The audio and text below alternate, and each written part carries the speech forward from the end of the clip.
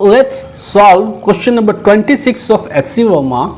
Very simple problem. A factory is क्या है कि in a factory it is desired to lift 2000 kg of metal through a distance of 12 meter in 1 minute.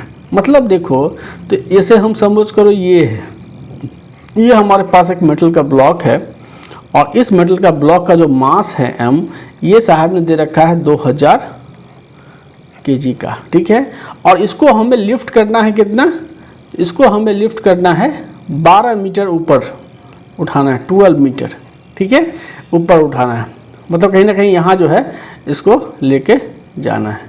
तो कह रहा है क्या चीज़, find the minimum horse power of the engine to be used, ठीक है, minimum horse power of the engine to be used. तो यहाँ तो लिफ्ट कर रहा है, यहाँ तो ये इसकी वेलोसिटी ये रेस्ट में है u इक्वल टू 0। और अगर आपको कह रहा है कि जो ऊपर रख रहा है तो ऑब्वियसली चूंकि मिनिमम की बात हो रही है, मिनिमम हॉर्स पावर, अगर इसको वेलोसिटी देगा तो और पावर बढ़ जाएगी, लेकिन यहाँ मिनिमम की बात हो रही है। इसका मतलब यहाँ भी जो है जब लिफ्ट कर रहा होगा तो यहाँ भी इसको रेस्ट में रखा होगा, ठीक है।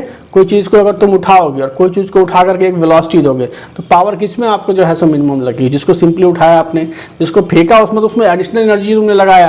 तो यहाँ चूंकि क्या है मिनिमम हॉर्स पावर की बात कर रही है, मतलब यहाँ उठा करके जो है सो यहाँ भी वेलोसिटी 0 है। मतलब अगर कहा जाए तो इस मेटल के ब्लॉक का इनिशियल काइनेटिक एनर्जी जो है ये भी 0 है और फाइनल काइनेटिक एनर्जी जो है वो भी 0 दिख रहा है। अब आपको कह रहा है क्या चीज़ कि find the minimum horse power of the engine to be used.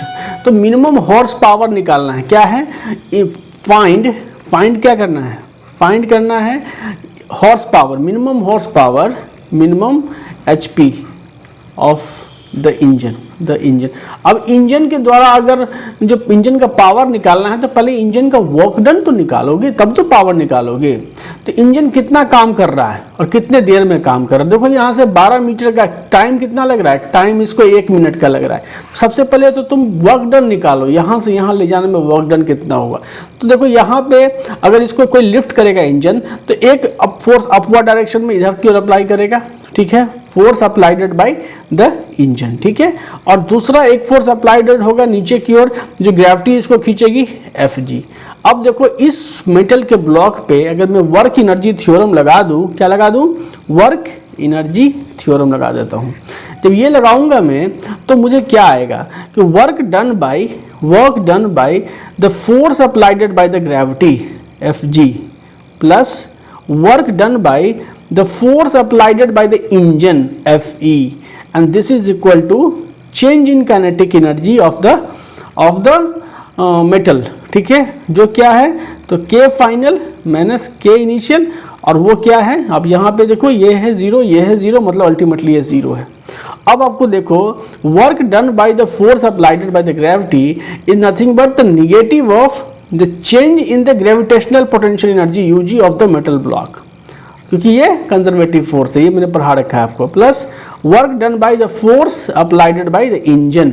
WFE क्या है, तो ये है फोर्स, FE क्या है, याद रखिए ये जो FE है this is the force applied by the engine है, ठीक है, कंफ्यूज मत होइएगा भाई, फोर्स अप्लाइडेड बाय इंजन, ठीक है। जो एक्चुअल प्रॉब्लम होता है कि आप इस पैड पे ज़्यादा लिख नहीं सकते, बहुत ज़्यादा प्रॉब्लम आती है लिखने में।